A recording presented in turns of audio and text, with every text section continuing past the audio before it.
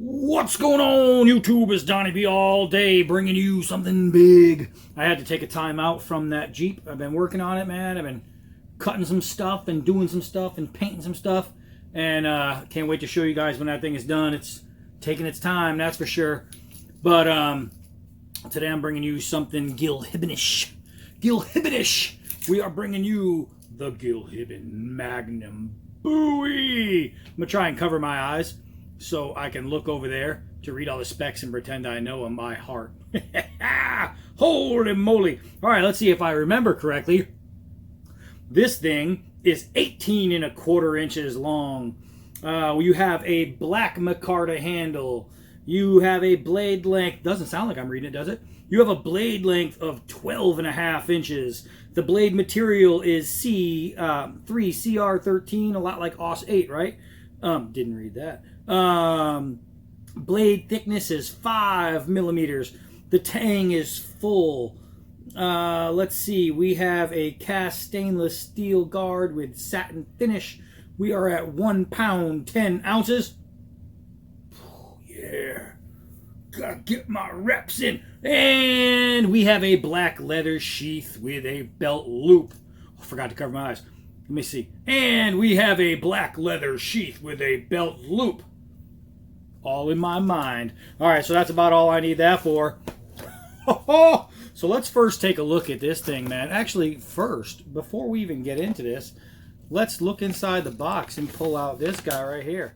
It's a little, what do you call it? Authenticity thing. Note of authenticity. No, it even has some stats on there. Congratulations, you're the purchaser of blah, blah, blah, blah, blah. So that's cool. That's cool, but let's get into this guy right here. As you see, it has a sewn-on wrapped sheath around the sheath. Who's coming in the house? What's up, Sarah? Doing a knife review. Want to say hi to you two? What up, Sarah? She's all in it. Yeah, man. Have fun at Six Flags. So, right here, that girl's a badass softball player, y'all. Right here, you have the Gil Hibben stamp. You have the braided sleeve. It's kind of like a, frog, but it's not a frog because it's sewn on. It has that look. And you have a snap.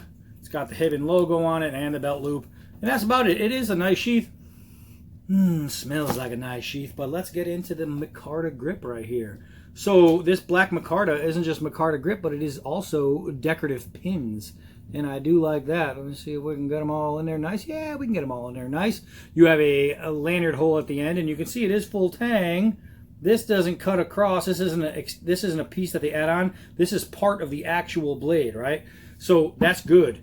Your pins are just set in there, held on by the actual blade to the guard. Now, if I was going to pick out one thing I didn't like about this knife, because there's only one thing I really don't like about this knife, it's the sharp edges on this guard.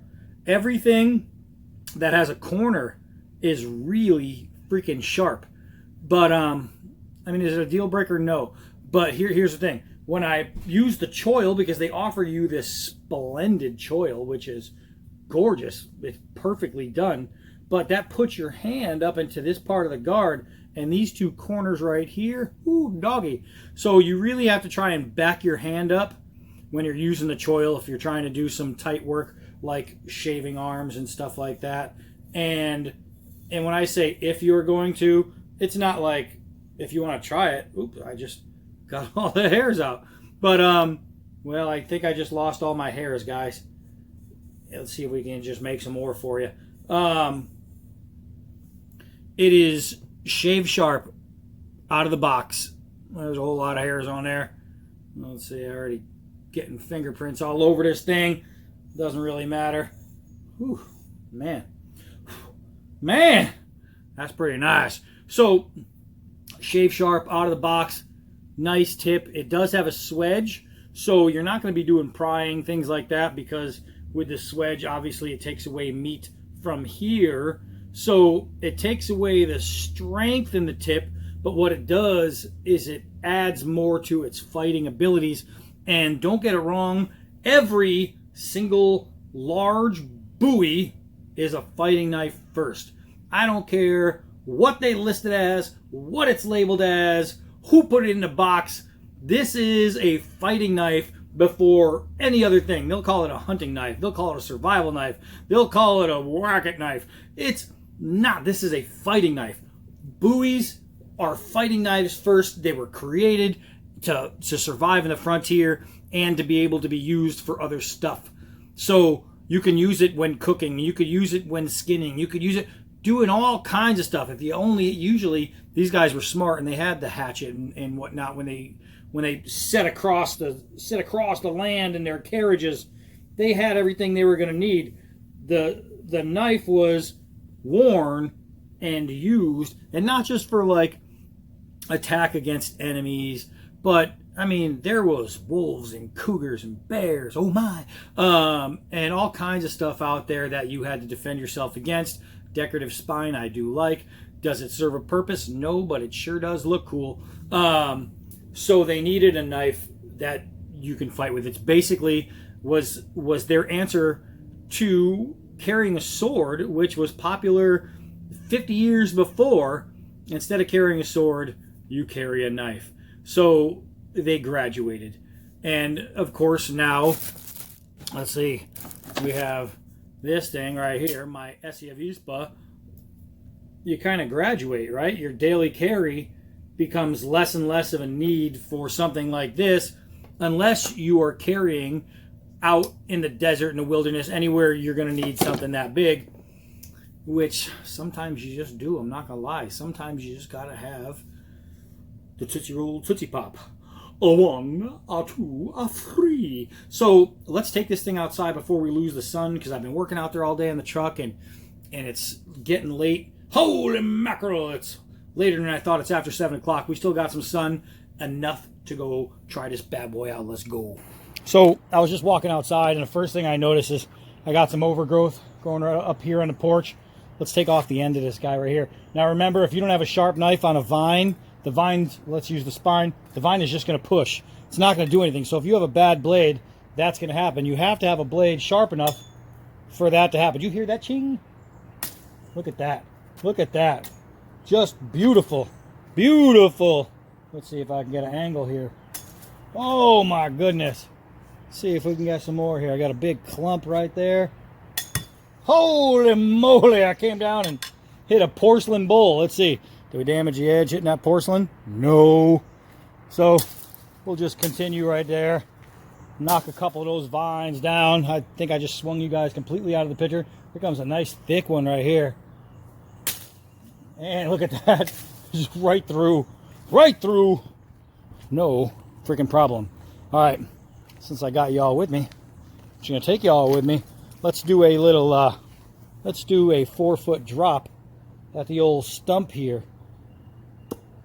Bing. That's what we call in the business pretty. Get that thing 4 feet in the air. I mean, when the Bowie is 100 feet long, you're pretty much going to drop straight every time. I'm trying to adjust something so I can put you all down here instead of pressing pause and stop and re-engaging. All right, so I think I got you set up in a way we could use it. Oh, all right. So let's, man, that's in there. Whew. Let's start with a piece of nylon rope here. Get a little cutting action. Well, that was pretty easy. So, I mean, it's going to do things pretty easy that a big blade should be able to do. And then it's going to do things that some big blades just can't do. What do I have in the way there? Right there. Let's see if we can't get it downward. Woo! Man, I barely swung. And that was my own fault. If I gave it a good swing, that would have happened on the first try. Let's see. No warping. And on a big blade like this, that's your main concern is going to be, are you going to warp? And I'm pretty much already warped, so we don't want to get into that. All right, here we go. Here we go, kindling. Remember, this is not only just a fighting buoy, but this is supposed to be like a wall hanger. This isn't one of those take it out and use for survival things.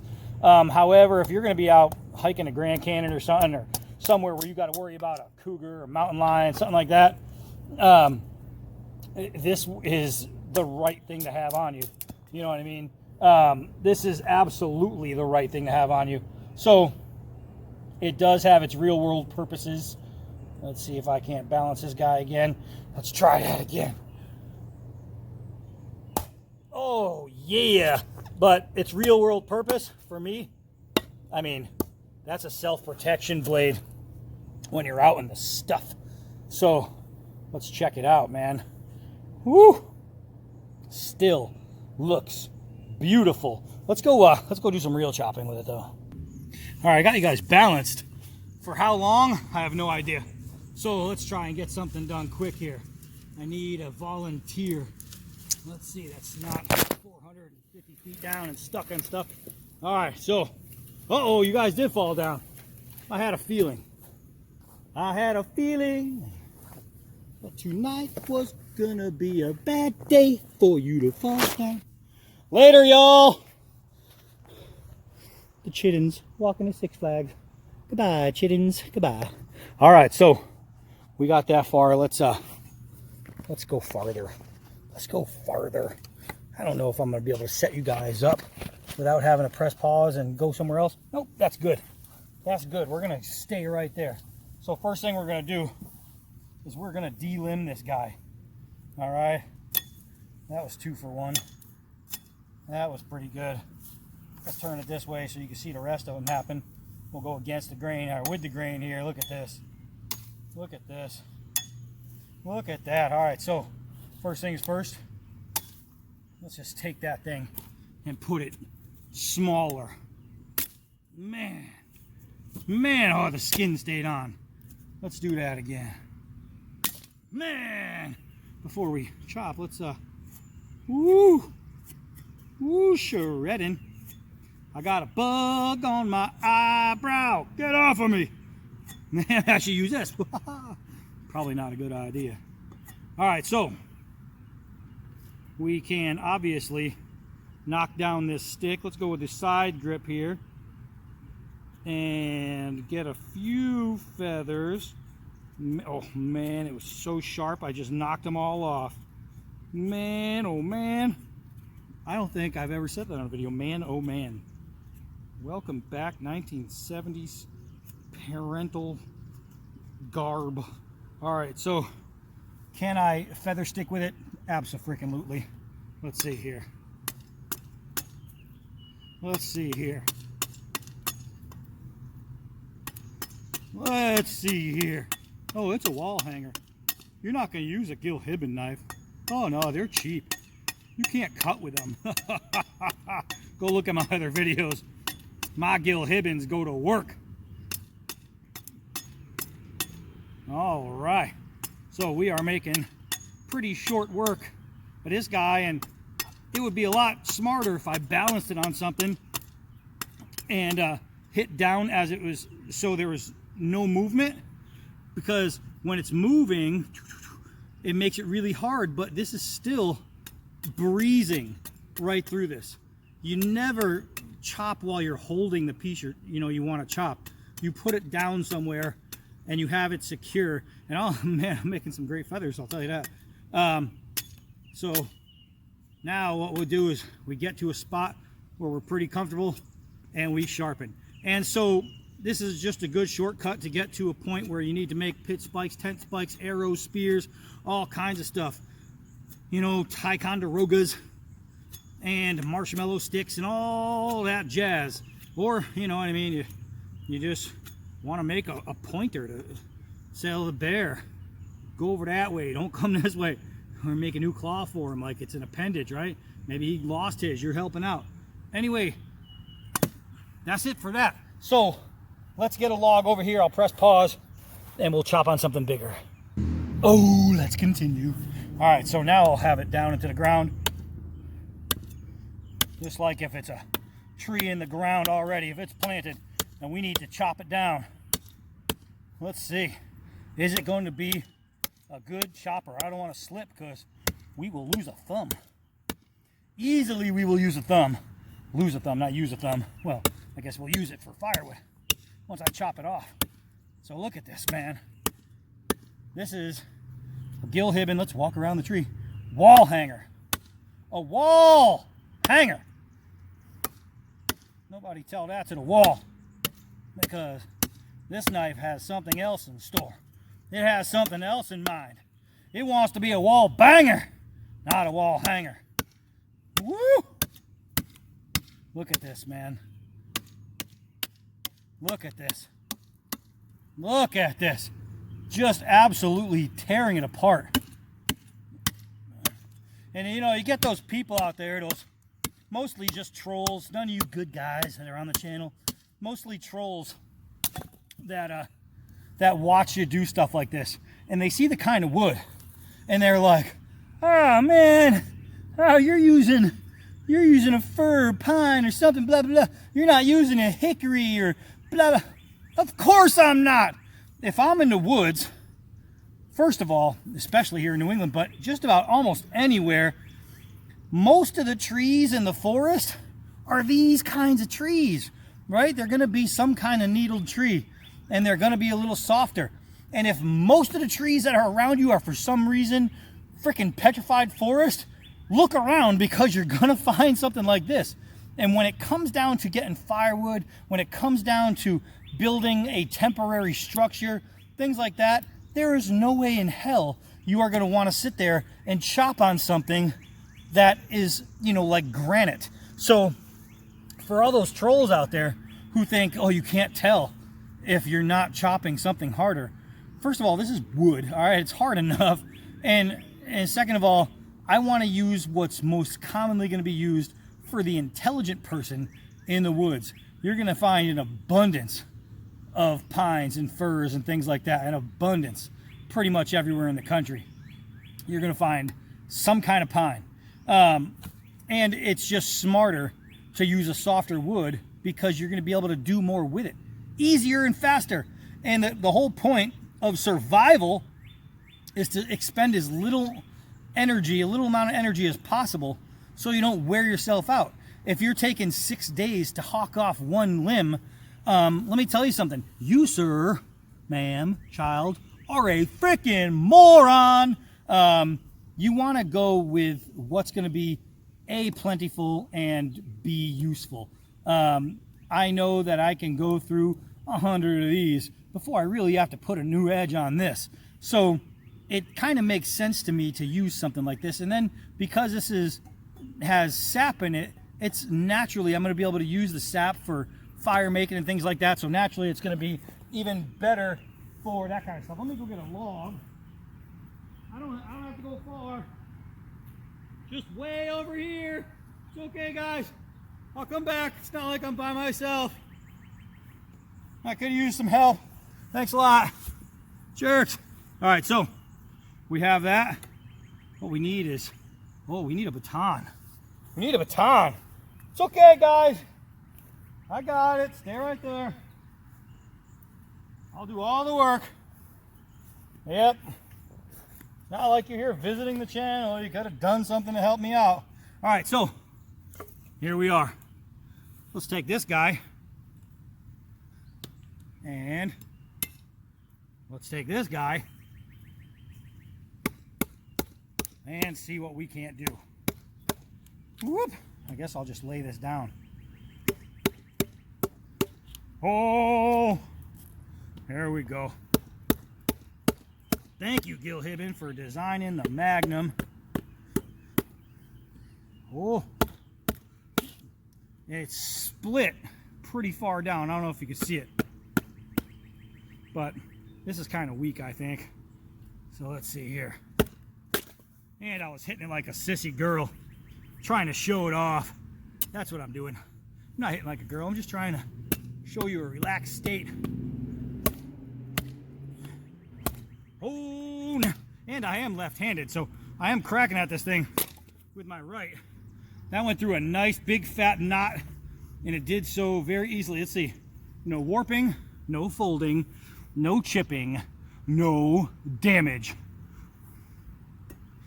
And it's a little damage on the wallet too, I gotta say. These things you can find at very healthy prices. So far, so good. I was setting you guys up and I hit a button. And I don't even know what the hell I did. But it went off. All right, let's try. 5 yards. Never threw the Hibben. Let's throw the Hibben. Well, I hit the edge. As a matter of fact, you can see the slice. I hit it right here. Hit it pretty good too. Just aimed too high. Aimed too high in this big old bastard. Oh, I did it again. All right, so because it's so big, I'm throwing it way up to the top. So let's try and not do that. Try a different style throw. Hey, all right. I don't know if you guys can see, but it's not just stuck, but it is stuck really, really well. Let's see if I can find you. There it is. Look at that. Yeah. So it went in, caught right on the bottom. Calling that a success because it's stuck, and the bugs out here are kicking my ass. I was throwing from the blade, which I normally do when I'm throwing extra large, but that time I went around the top and went that way, and it carried pretty well. So the Gil Hibben Magnum freaking Bowie. I know why they call it Magnum. I know, because I tried slipping one on and I found the little words at the end. Well, you never found the words at the end of a Magnum? Ha ha ha ha! Me neither. All right, so there it is. The Gil Hibben Magnum Bowie. If you are a collector of blades, this is a blade you should collect. If you are an avid hiker, and maybe not so much camper, maybe you're not staying overnight, maybe you don't need that full survival knife, but you need that walk around blade that's going to keep you safe, that guy right there will do the trick. All right, man. Dogs are going crazy. I think a critter just walked into the yard. Let me get over there because I got the Magnum with me. See if I can't go play with something fun. All right, y'all, I'm down here all day. Until next knife.